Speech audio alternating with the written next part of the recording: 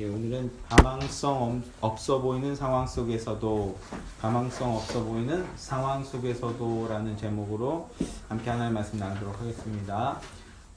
종교개혁 5대 원리 설교를 진행하고 있는데요. 시리즈 설교를 진행하고 있는데 약한 소리, 앓는 소리 하는 걸로 들릴까봐 조심스럽습니다만 그냥 허심탄회하게 말씀드리면 2주간 시간이 전혀 없었어요. 아까 우리 형제랑도 농담처럼 얘기했는데 지금 공장이 리모델링 하고 있어서 그냥 야근하고, 그리고 이제 좀 진정이 되려고 하니까 명절 앞이라고 대목이라고 야근하고, 예.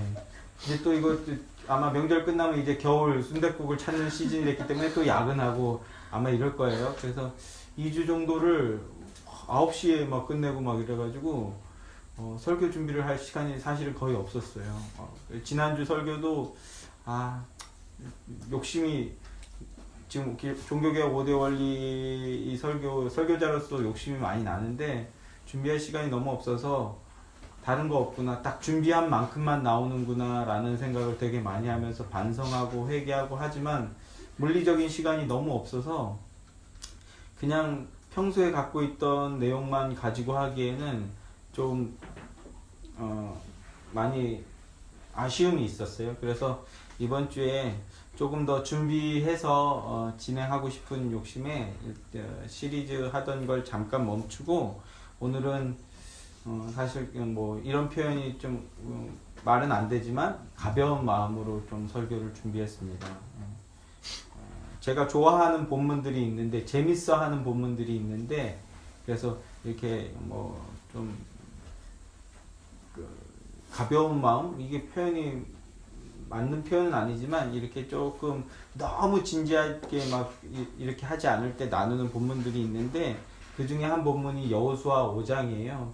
이 1장부터 5장도 그렇고 이제 그 다음 이어지는 6장 7장까지 굉장히 재미있는 내용들이 이어지거든요. 그런데 사실 개교회에서 잘 전해지지 않는 내용이기도 한 것 같아요. 아마 들어보시지 못한 경우가 혹 있으실 수도 있는데, 제가 좋아하는 오늘 본문을 함께 나눠볼까 해서 준비해 봤습니다. 오늘 본문은 주일학교 때 많이 듣던 그 여리고성 이야기 아시죠? 여리고성 이야기. 그 여리고성 함락 사건 바로 직전의 지금 내용인데요. 오늘 본문 5장은 본문 5장의 내용을 그리고 여리고성을 이해하기 위해서는 4장, 5장의 스토리를 좀 이해할 필요가 있는데, 먼저 이 여호수아서는 모세오경, 창세기, 출애굽기, 레위기, 민수기, 신명기, 이 모세오경의 그 핵심 인물인 모세가 하나님의 약속의 땅인 가나안 직전에 이르러서 이제 40년 광야 생활을 청산하고 이제 드디어 약속의 땅에 들어가려고 하는 바로 그 직전에 하나님께서 너는 들어가지 마라. 너는 들어가지 마라고 해서 모세가 느보산에서 죽음을 맞이하게 되죠. 느보산에서 가나안을 바라보는 것으로 그의 사역을 마감하게 되는데, 사족을 붙이자면 많은 사람들이 하나님 너무하신 거 아니냐, 어떻게 그렇게 고생을 했는데 그 약속의 땅에 못 들어가게 하시나, 그 바위를 지팡이로 친 거 물레게 한 게 그게 뭐가 그렇게 잘못이라고 딱 끽해봐야 실수 한 번 한 건데 그거 가지고 그렇게 하나님 그렇게 엄하게 너무 야박하게 하시나, 이렇게 생각하는 사람들도 있고, 혹은 가나안에 못 들어갔으니까 그럼 모세는 구원을 못 받은 거예요? 이렇게 또 생각하시는 분이 있는데, 먼저 가나안에 못 들어간 것은 우리가 인간적인 생각을 하기에 하나님이 그에게 저주를 내렸거나 아니면 그에게 큰 질책을 가하거나, 또 어떤 표현도 있을까요? 좀 적절한 표현이 딱 떠오르진 않지만, 모세가 저주를 받은 거라는 생각은 육신적인 판단이에요. 가나안에 들어간 것은 성공이고 가나안에 못 들어간 것은 실패라는 이런 생각이요. 내게 주어진 사명이 가나안 문 앞까지 인도하는 것이고 나는 거기까지 그 성공적으로 완수했다면 그건 성공한 거죠. 공감이 되시나요? 내게 주어진 사명을 내가 완수했다면 그건 성공한 거죠. 그리고 또 하나, 가나안을 못 들어갔으면 그건 모세는 구원을 못 받은 거라고 생각하는데, 가나안은 구원을 상징하는 게 아니에요. 구원 받았나 안 받았나 이런 그 기준 자체가 잘못된 것이고, 오히려 영광스럽게 사역을 마무리했고, 그의 족적이 성경 곳곳에 남아 있는 것으로 그는 충분히 하나님께 칭찬과 보상과 영광을 얻은 것이죠. 이 관점을 뛰어넘으실 필요가 있어요. 이러한 내용들은 이제 나중에 추후에 좀 더 자세하고 소상하게 살피게 될 텐데, 어쨌든 그렇게 모세가 가나안 직전까지 이스라엘 백성을 인도하고 모세를 이어서, 이런 구도들이 중요한데, 모세가 절반의 성공, 어떻게 보면 실패했다라고 우리가 표현할 수도 있는데, 왜 그런지 나중에 히브리서를 통해서 살펴보게 될 겁니다.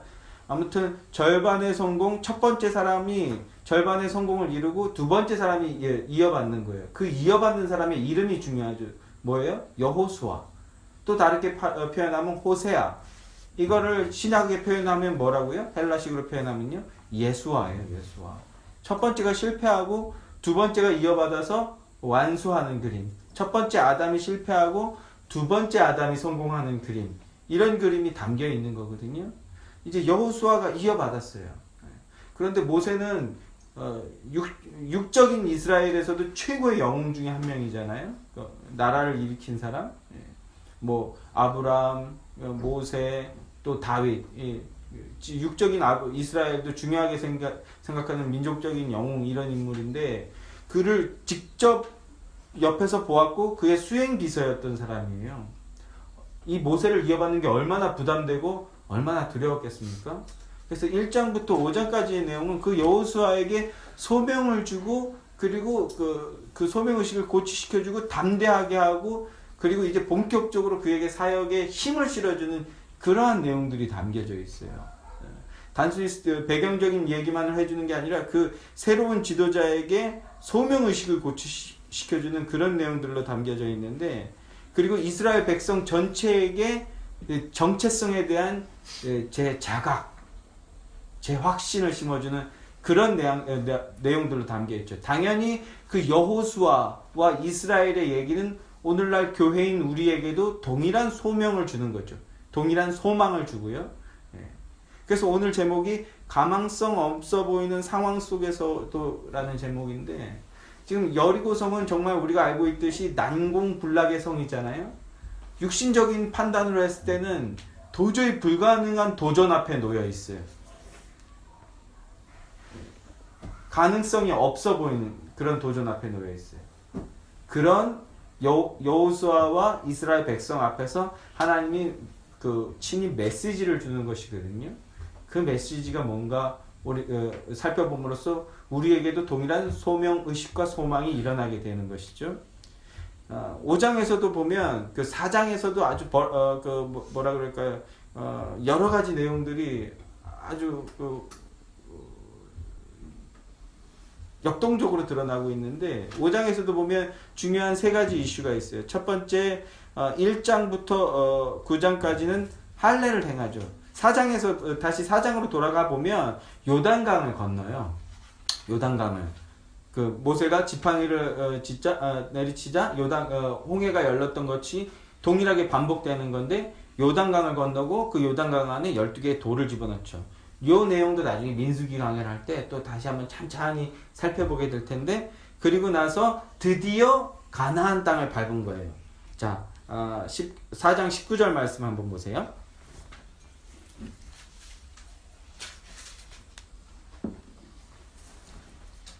4장 19절 말씀 다 함께 시작. 첫째 달 10일에 백성이 요단에서 올라와 여리고 동쪽 경계에 길갈에 진을 치매 아브라함에게 약속됐던 400년 만에 돌아오리라. 그 대망의 약속이 이 400년 그리고 광야 40년 모진 질고의 시간, 그러나 그게 연단의 시간이었다는 걸 경험한 우리는 알고 있죠. 연단의 시간을 통과하고 드디어 대망의 가나안 땅에 입성한 거예요. 드디어 대망의 가나안 땅에 발을 들인 거예요. 그런 문맥에서 첫 번째로 한 일이 뭐냐면 할례를 행한 거예요. 그래서 5장 1절부터 9절 말씀에 할례를 행한 얘기가 나오죠. 왜냐하면 처음으로 할례를 행했던 사람들 1세대들은 다 어떤 이유에서 전멸해 버렸어요. 죽었어요. 광야에서. 가나안에 못 들어왔어요. 그리고 2세대들에게 이제 그걸 2세대들에게 할례를 다시 행하는 것인데, 할례를 행한다는 건 뭐예요? 이제 오후에 오늘 이제 장원양후 상론 그 교리가 드디어 끝을 맺는데, 장원양후 상론도 세례에 관한 얘기예요.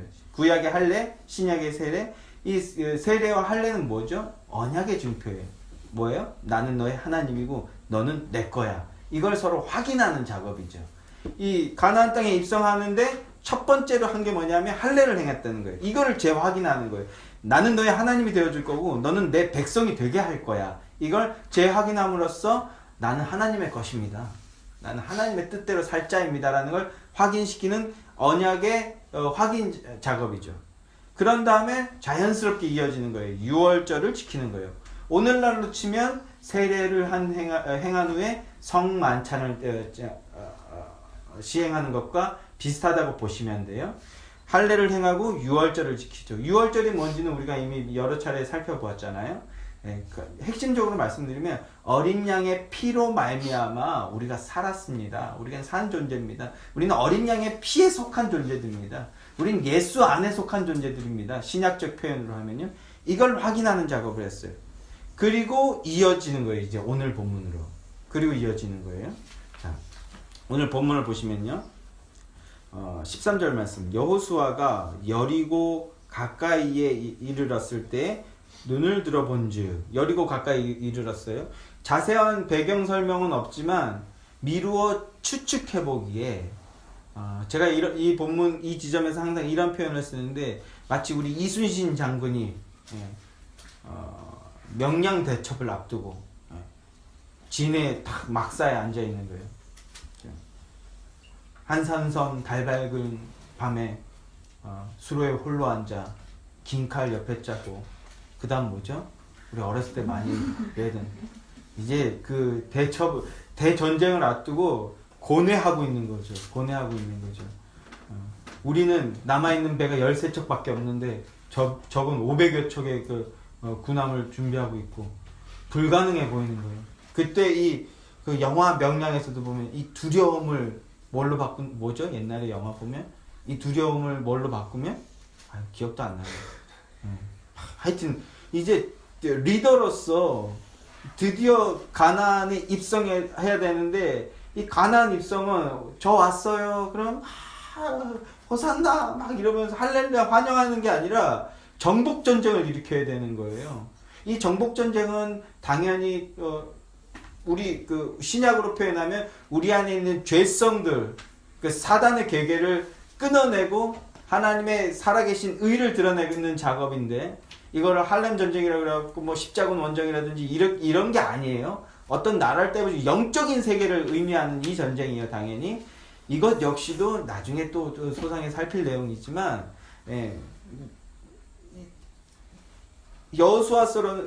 여호수아로서는 육적인 전쟁이죠. 이것이 당연히. 근데 그 가나안은 도저히 불가능해 보이는 그 전쟁이란 말입니다. 그 상황 앞에서 고뇌하고 있는 거예요. 이순신 장군처럼 어떻게 싸워야 되는가, 우리 아군의 이 두려움을 어떻게 승기로 바꿀 수 있는가, 이렇게 막 고뇌하고 있는 이런 시점이죠. 이 표현이 저는 딱 어울린다고 생각해요. 제가 갖다 붙이는 표현이지만 그렇게 고뇌하고 있는데 눈을 들어본즉 한 사람이 이 구약에서 한 사람이, 어떤 사람이 하이쉬, 이 표현은 굉장히 의미가 심장한 표현이라고 이미 말씀드렸죠. 그냥 한 사람이 누구지 뭐 이렇게 하시면 안 돼요. 자, 아무튼 대장으로서 리더로서 고뇌하고 있는데 갑자기 눈을 들어보니까 뭔가 이상한 인기척이 나서 보니까 정체불명의 한 신비로운 존재가 나타난 거예요. 그런데 그 신비로운 존재가 어떻게 나타났습니까? 칼을 빼어 손에 들고, 칼을 손에 들고와 칼을 빼어 손에 들고는 완전히 다른 거예요. 칼을 빼어서, 칼집에서 빼서 들고 이러고 서 있다는 거 뭐예요? 여차하면 내려치겠다라는 거예요. 지금 긴급 상황인 거예요. 비상 상황인 거예요. 예. 하원이가 좋아하는 표현으로 하면요. 예. 지금 이게 조심해서 전진하고 있는데 뒤에서 지금 소리가 나고 있는 거야. 장전에서 겨누는 소리가 나고 있는 거야. 어떤 느낌인지 확 와닿지 않니? 탁 뒤를 돌아볼 수도 없는 상황이에요. 장전에서 내 머리 뒤에다가 지금 총구를 겨누고 있는 이런 상황과 긴급한 상황이 벌어진 거예요. 성경에서도 한번 찾아볼까요? 민수기 22장 23절로 한번 가보시죠. 요거 딱 껴놓으시고요, 실로. 민수기 22장 23절로 가보시죠.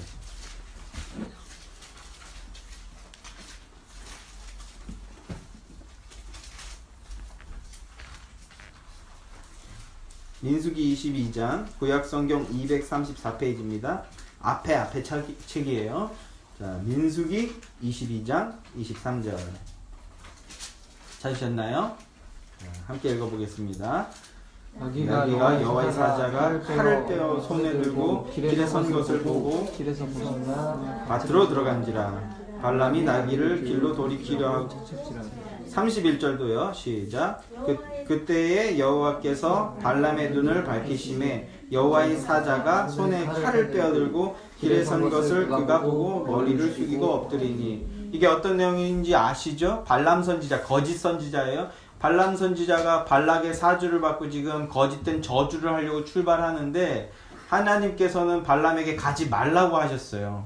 이 거짓 선지자에게 굳이 친히 나타나셔서 너 그거 하지 마, 하러 가지 마 이렇게 얘기했는데, 근데도 발람 선지자가 재물에 눈이 어두워서 떠나려고 하니까 하나님께서 사자를 보내서 여호와의 사자를 보내서 발람을 죽이려고 하는 거예요. 어떻게? 칼로 싹 베버리려고 하는 거예요. 근데 어떤 돌발 상황이 벌어집니까? 당나귀가, 발람 선지자가 타고 가던 당나귀가 눈이 밝아져서 여호와의 사자를 발견한 거예요. 그래서 그 여호와의 사자를 피하려고 하니까 발람이, 영적으로 눈이 먼 이 발람이 왜 안 가고 하냐고 막 때리는 거예요. 또 한 번 더 여호와의 사자가 칼을 휘두르려고 하니까 당나귀가 또 피해버리고, 그래서 발람 선지자가 여호와의 사자를, 당나귀를 막 때리는 거죠. 그랬더니 당나귀가 뚜껑이 열려서 못해 먹겠네 진짜 뭐 이렇게 하면서, 주인, 내가 당신 말을 어긴 적이 있어요? 내가 당신이 왼쪽으로 가라고 하면 왼쪽으로 가고 오른쪽으로 가라면 오른쪽으로 갔잖소. 그랬더니 발람이 당황해서 그랬지.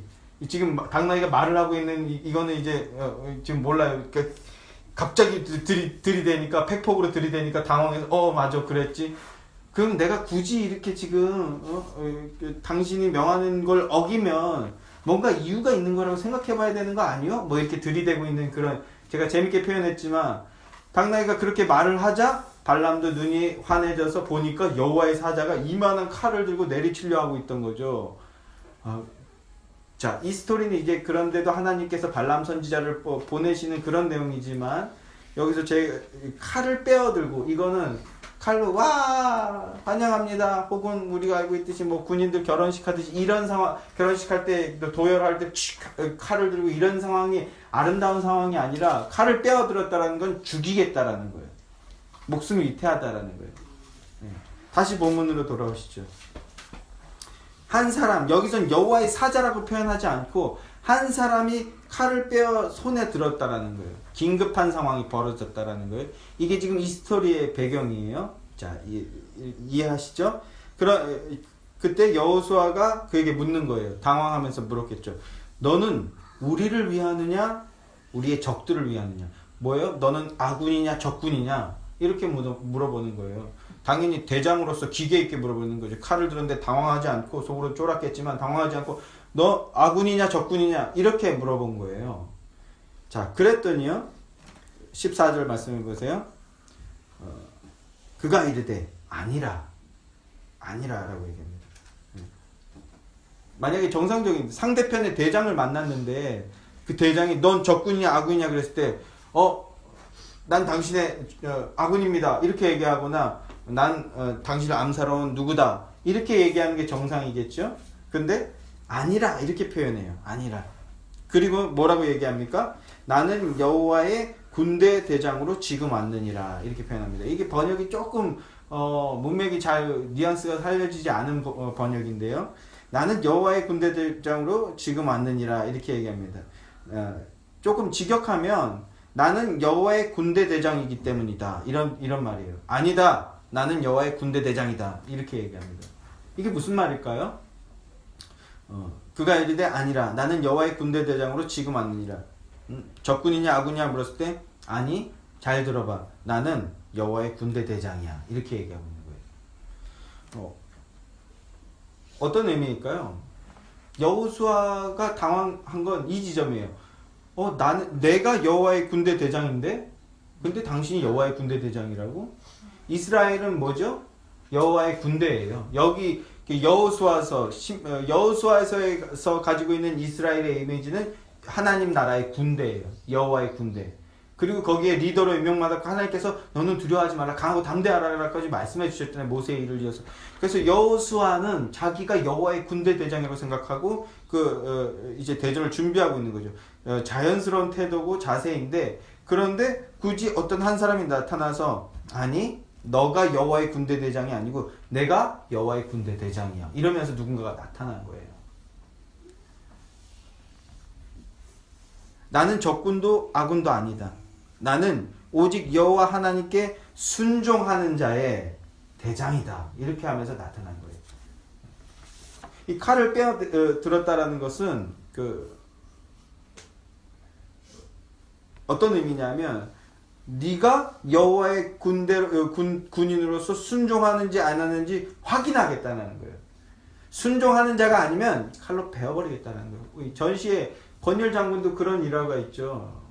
뭐 지금 즉시 생각해서 얘기하는 건데 미리 원고에서 그 친구 중에 하나가 아마 권율 장군에게 비아냥거렸던 것 같아요. 이거 불가능한 전쟁, 이거 전쟁 되겠냐? 이 오합지졸을 가지고 전쟁이 되겠냐? 지인인지 친구인지 이렇게 그 권율 장군이 이제 대장으로 앞에 서서 이제 진군을 지휘하고 끌고 가려고 하는데 이 전투는 안 된다 이러면서 비아냥거렸던 것 같아요. 제가 뭐 정확한 기억이 아닐 수도 있겠습니다만, 그랬더니 권율 장군이 어떻게 했다고요? 친구인지 지인인지 정확히 기억은 안 나지만 단칼에 베어버렸어요. 왜 그랬다고요? 네.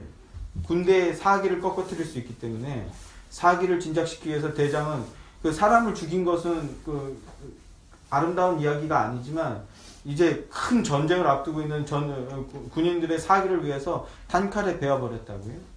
이게 대장으로서 할 일이죠. 마치 그러하듯이 네가 여호와께 순종하는 자인지 아닌지 내가 확인하고 순종하지 않는 자라면 내가 널 베어버리겠다. 이게 칼을 빼어들 거예요. 하나님께서 우리에게 요구하고 있는 모습인 거죠. 하나님께서 우리의 이제 전쟁을 앞두고 있는 여호와의 군대를 향해서 정체성을 다시 한번 확인하고 있는 거예요. 너가 여호와의 군대 대장이 아니라 내가 여호와의 군대 대장이야. 너 여호와 하나님께 순종할 준비가 되어 있어? 되어 있지 않다면 베어버리겠다.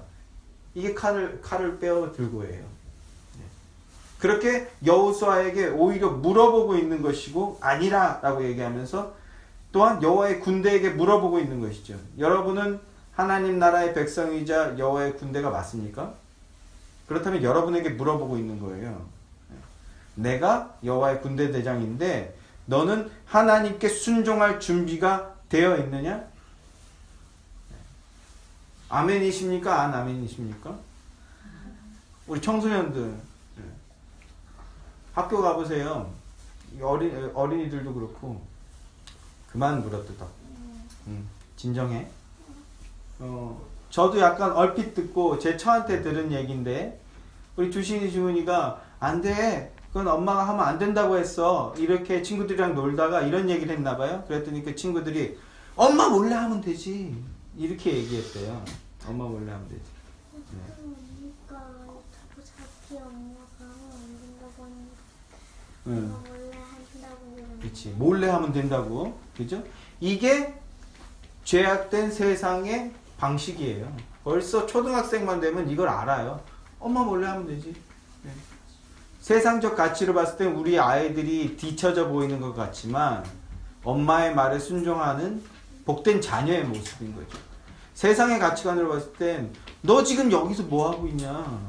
너 지금 이 일요일 날 고3이 여기서 뭐 하고 있냐? 야, 이 좋은 날 너희 지금 여기 교회당도 아니고 가정에서 뭐 하고 있냐? 응? 재밌게 놀아야지. 이게 세상의 원리인데, 그럼에도 하나님의 가치관을 붙들고 살 준비, 순종할 준비가 되었냐? 여호와의 군대 대장이 칼을 빼어들고 물어보고 있는 거예요.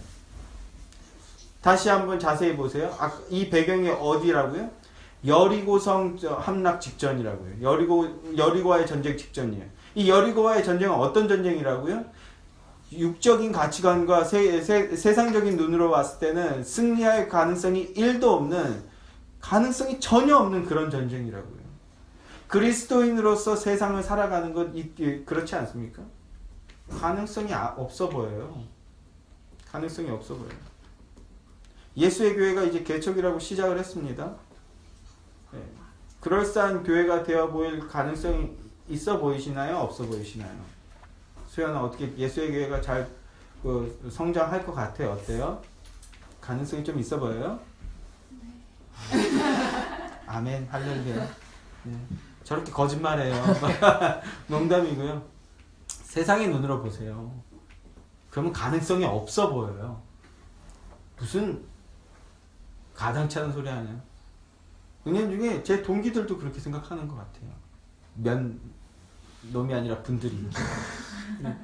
가능성 없는. 그래서 걱정 반, 염려 반 이런 눈으로 보는 것 같아요. 제가 삐뚤어지는 거인지 모르겠지, 마음이 삐뚤어지는 거 모르겠지만, 오히려 막 소망을 얘기하고 이럴 줄 알았는데 가능성이 없어 보이는 거예요. 그리스도인으로서 부름을 받은 자의 삶, 여러분의 삶은 어떠세요? 가능성이 있어 보입니까? 그리스도인으로 사는 게 가능성이 없어 보이죠. 제가 원래 청소년 사역 때는 이제 불을 뿜는데, 하람이 하오니 고개 들고 잘 들어보세요. 토요일은 무슨 날이에요?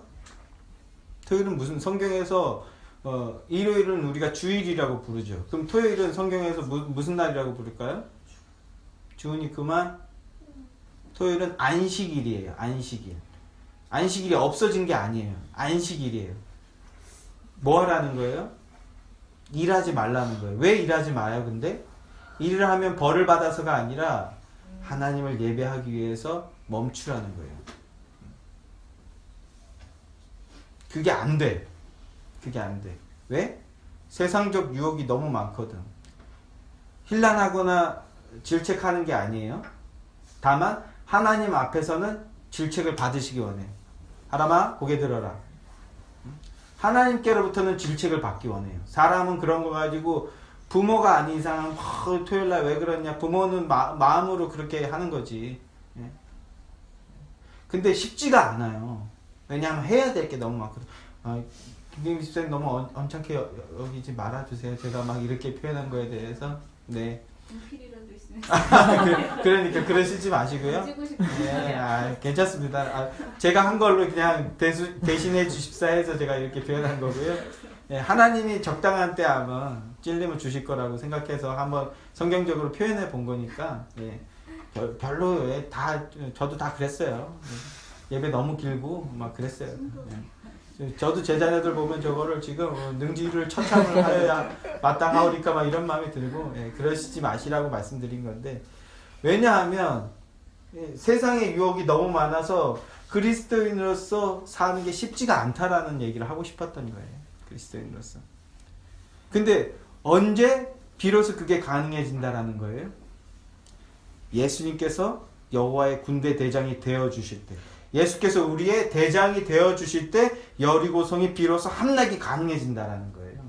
하나님께서 얼마나 은혜로우신 분이시냐 하면, 여리고성을 앞두고 여호수아가 얼마나 두려워하고 얼마나 긴장하고 얼마나 걱정했을까요? 그런데 친히 나타나서, 제가 약간 불경스럽지만 친히 퍼포먼스 해주시는 거예요. 내가 너의 군대 대장이야.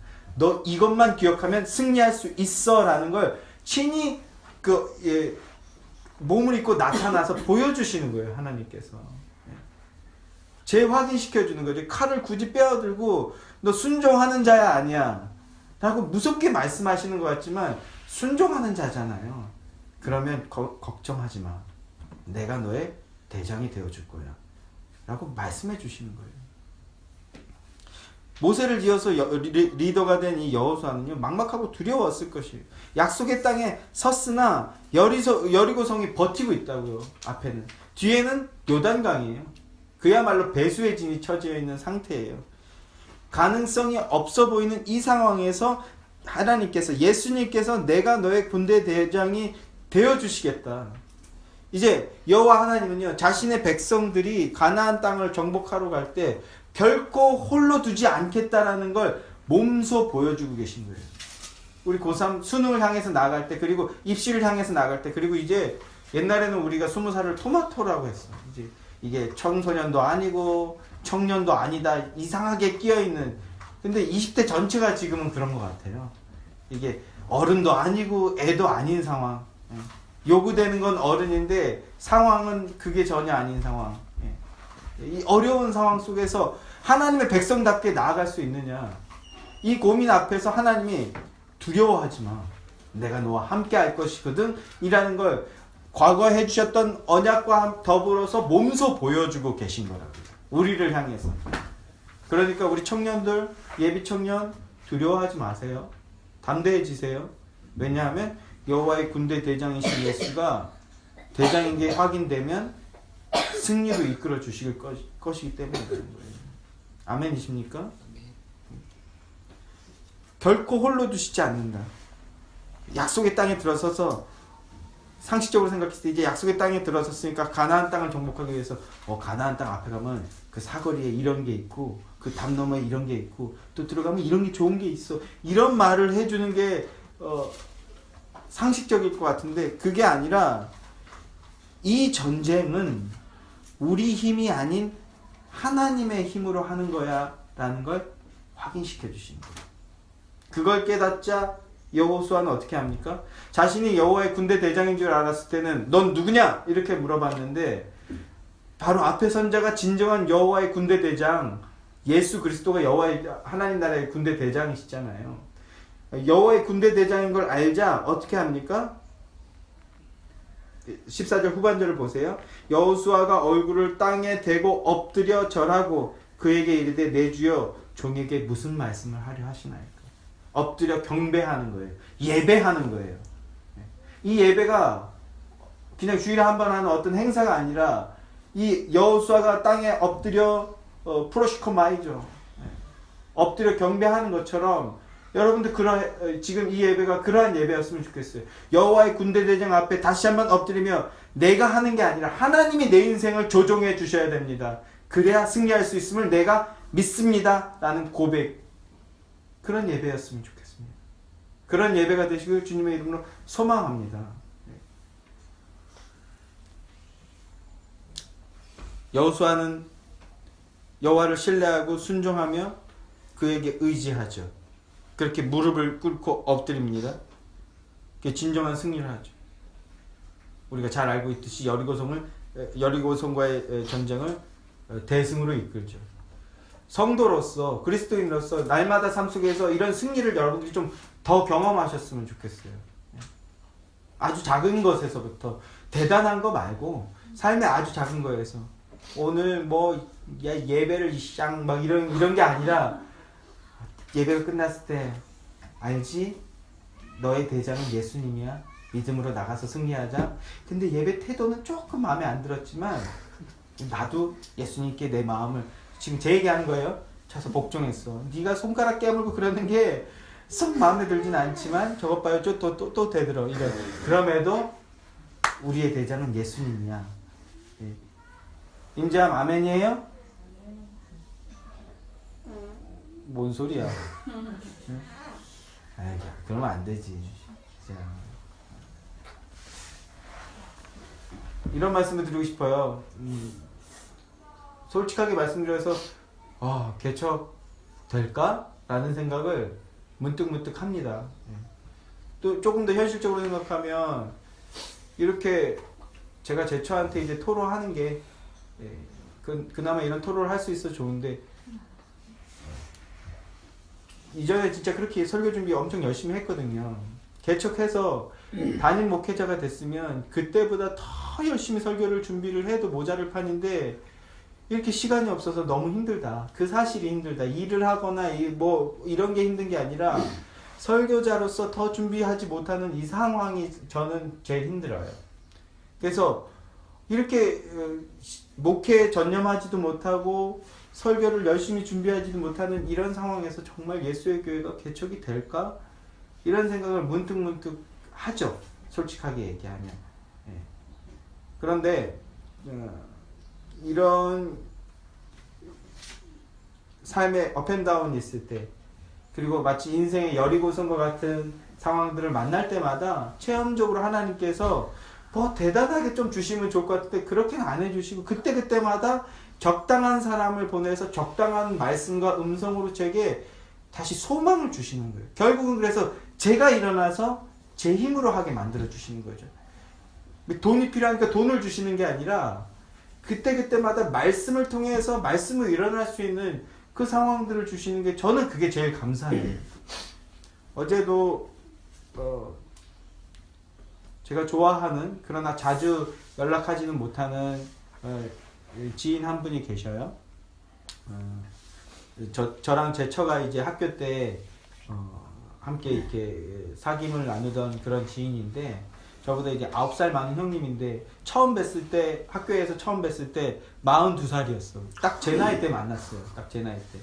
근데 이분이 철도 쪽에서 근무하시는데, 이거 뭐예요? 기관차, 기차 운전하시는 분이 뭐라 그래 이걸? 기차 운전, 그러니까 되게 기관사, 되게 없어 보이는 기차 운전수라고 그러니까 하시는 분이고, 자녀가 그때는 딸 셋이었어. 지금은 늦둥이가 있어서 아들까지 4자녀인데, 근데도 그 찬양을 하고 싶어서, 조금 더 깊게 찬양을 하고 싶어서 학교에 그 늦은 나이에 공부를 하러, 베이스를 공부하러 오신 거예요. 근데 인포미션 오셔서 함께 신학이 지내는데 정말 열심히 형수님, 사모님도 너무 인자하셔요. 애들 키우느라고 힘들고, 그 와중에 남편이 공부한다 그러면 지금 돈 벌어도 애가 이제 좀 있으면 그때 이제 그 고등학생이고 막 이래가지고 이제 대학 가려면 등록금 더 벌어도 모자랄 판인데 무슨 공부를 하냐고 자기가 막 이럴 것 같은데, 세상 사람 같으면 응원해주고 기뻐하고 격려하고 더 깊게 찬양할 수 있게 된 거에 대해서 감사하고, 또 이렇게 20대잖아요. 그때 20대예요. 저도 20대였어요. 젊이죠? 아니었나? 30대였구나. 하여튼 반가워해주고 격려해주고, 예. 그래서 얇게라도 인연을 계속 이어나가려고 노력하는데, 어느 날 보니까 이 형님이 이제 드디어 어렵게 그 공부를 끝내고 어느 날 보니까 신대원을 가셨어. 더 깊게 예배하고 싶다고 아예. 정상적인 아내 같으면 미쳤냐고, 설마 목회하고 개척하려는 건 아니지, 뭐 이래도 정상인데, 우리 형수님 또 기뻐하시고. 예. 근데 전에는 그 모습이 그냥 제가 그 신학도로서 봤을 땐 그냥 좋게만 보였어요. 그런데 제가 이제 뭐 이중직이라고 하는데, 일을 하면서 이 목회를 하기 시작하니까 이게 얼마나 힘든지 좀 더 피부로 느껴지는 거예요. 야, 말이 쉽지 이게. 근데 그 형님 그 자녀 다자녀 키우면서, 예? 예, 철도 근무하는 게 이게 그 2교대거든요. 24시간 풀로 일하고 24시간 지금 지금 정확하게 뭐 그 정도의 업무량이에요. 그리고는 또 신대원 가서 공부를 하고, 쉽지 않겠다라고 했는데, 어제 불쑥 그 형님이 오신 거예요. 이쪽에 가막산 가족들이랑 오랜만에 소풍 왔다가 파주니까 와야지 하고 이리로 오신 거예요. 그래서 이런저런 개척 어떠냐 하고 얘기도 들어주시고, 그 형님도 지금 개척교회 부교육자로 일부러 부교육자로 섬기고 계신데, 그러면서 얘기하시지 않던 속내들, 이제 그러니까 저는 하나님이 보내서 저 들으라고 그런 얘기를 해주신 거라고 생각했어요. 그 얘기를 들으면서 일을 하면서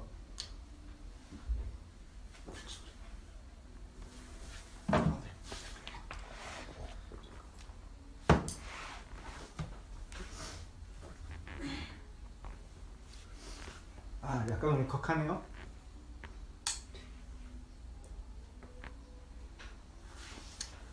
본인도 이렇게 신대원 공부하러 가면 죄송합니다. 체프를 하면서 그렇게 울면서 기도했다는 거예요. 너무 힘들어서. 저는 뭐 이렇게 혼자 울면서 기도하지는 않았어요. 그래도. 근데 형님이 이제 그런 속내를 말씀해 주시면서 그 순간에 이제 딱 이 자리에서 그런 얘기 차 마시면서 나누는데 하나님이 나 들으라고 굳이 이렇게 이 형님이 먼 곳에 그 분당 쪽 사시는데 보내서 이 얘기를 해 주시는구나. 형님도 천천히 하면 돼. 천천히 하면 되니까 그러면 하나님이 또 다 붙여주시고 하니까 또 사역 벌리면 딱 경제적인 부분도 일단 그 형님은 그렇게 본인이 살았으니까 그 육신으로서도 말에 진정성이 있는 거예요. 본인이 그 30대부터 그 가족 부양하면서 계속해서 더 예배하고 찬양하기 위해서 열심히 교회 섬기고 그러면서도 가정 행복하게 이끌고 감사하고 더 열심히 공부하고 그런 걸 우리가 그 얇게라도 옆에서 보아왔고 그런 삶을 보아왔고 그 와서 얘기해 주니까 하나님 저에게 소망 주시려고 저 그렇게 뭐 그때그때 좀 스트레스는 받고 있으나 그렇게 절망하고 있지는 않아요. 제가 또 뭐 혹시나 해서 말씀드리지만 소망 주시려고 굳이 보내주셨구나 형님 그 먼 곳에서. 그리고 마치 하나님의 음성처럼 말씀해 주시는구나 그렇게 생각하며 그 형님 얘기하는 걸 들었어요. 오늘 본문과 딱 맞는 거죠. 하나님께서 친히 이제 군대 대장으로서 섬겨야 될 여호수아의 모습 앞에서 군대 대장, 진짜 군대 대장으로 나타나 주신 거죠. 네가 군대 대장인 줄 착각하지 마. 내가 이스라엘 군대 대장이야. 그러니까 내가 지켜줄 거니까, 내가 함께 할 거니까, 내가 승리로 이끌 거니까 너는 믿음으로 따라오기만 하면 돼. 보여주시는 거죠. 딱 그 모습, 그 상황에 맞는 모습으로 나타나 주시는 거예요. 여러분에게도 예수의 교회에게도 그렇게 말씀해 주신다고 생각해요. 여러분이 어떤 어려움을 겪고 계신지 뭐 이렇게 들어서 대략 알고 있지만 그 깊은 내면의 세계를 어떻게 인간이 다 헤아릴 수 있겠습니까? 그런데 하나님께서 그 필요한 삶의 요소의 모습으로 나타나셔서 네가 사는 거 아니고 내가 사는 거야. 너 그거 믿기만 하면 돼. 여호수아는 어떻게 했어요? 무릎 꿇었어요. 엎드렸어요. 그러자 15절 뭐라고 말씀해 주십니까? 15절 같이 읽죠. 자, 5장 본문 5장 15절 다 함께 시작. 여호와의 군대 대장이 여호수아에게 이르되 내 발에서 신을 벗으라. 내가 선 곳은 거룩하니라 하니 여호수아가 이게 무슨 말씀입니까? 어디서 본 말씀이에요? 출애굽기 3장에서 모세에게 이스라엘 출애굽이라는 이 어마어마한 사건을 앞두고 있는 모세에게 네 발에 네가 선 곳은 거룩한 것이니 신을 벗으라. 그대로 지금 다시 보여주고 있는 거예요. 모세와 함께 했던 그 하나님이야. 그 하나님인 내가 너와 함께 해줄 거야. 1장에서부터 계속 그 말씀을 해주시지만 그럼에도 굳이 인간의 육신을 이걸 현현이라고 표현하는데 신학적으로는 현현해 주셔서 내가 선 곳은 거룩하다. 이 말을 내가 너와 함께 할 것이다. 나는 너의 하나님이 되어준다라는 걸 친히 몸소 보여주고 있는 것입니다. 이 말씀이 오늘 우리에게도 그리고 예수의 교회 성도 여러분에게도 그대로 하나님의 말씀으로 적용되어지길 주님의 이름으로 소망합니다. 우리 입시생들, 청년들, 청소년들 힘들죠? 힘들어요. 쉽지 않아요. 우리 계획처럼 인생이 안 돼요. 그죠? 근데 나이 한 살 더 먹잖아요? 제곱으로 늘어나요. 그 부담이. 그 인생의 경험 때문에 아무렇지 않은 척 하고 있는 거지. 우리가 다 지금 저부터 시작해 다 위선 떨고 있는 거야. 오리가 물 밑에서 그 발길짓 하듯이 아무렇지도 않은 척 하지만 나이 한 살 더 먹을수록 부담이 훨씬 늘어요. 그렇죠? 이 토끼 같은 새끼들 어떻게 키워? 네? 직장의 문제, 가정의 문제. 근데 우리 장년 여러분, 여러분에게도 하나님이십니다. 아멘이십니까? 네. 신을 벗으라. 내가 선 곳은 거룩한 곳이니라. 뭐예요?